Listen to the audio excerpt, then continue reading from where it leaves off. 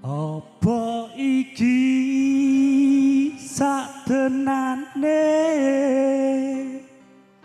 takdirku sing jawabake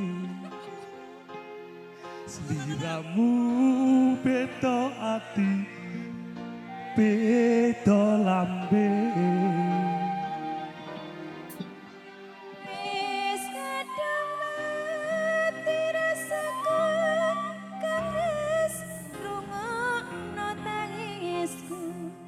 Beci eko wilenga saka uripku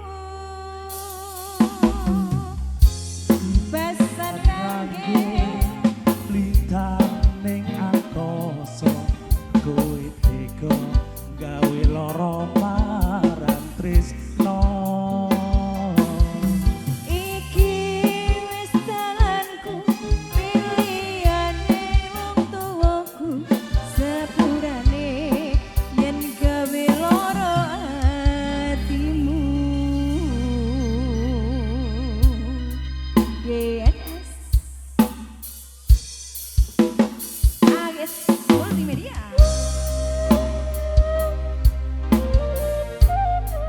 Mas Karang Taruna yuk.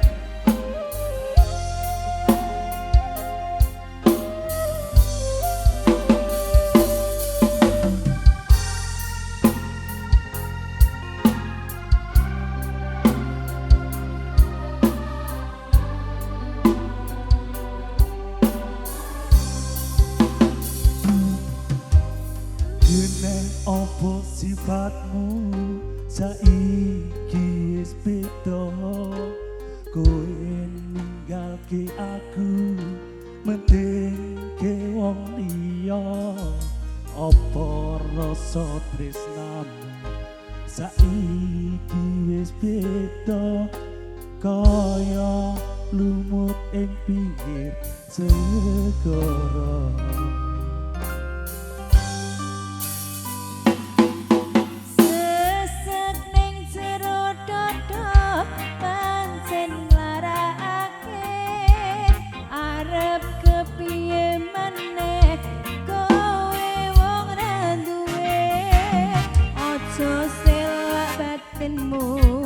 marang kahananmu kang mas pupusan rasa tresnaku apa iki saktenane takdirku sing jawabake sliramu beda ati beda lambe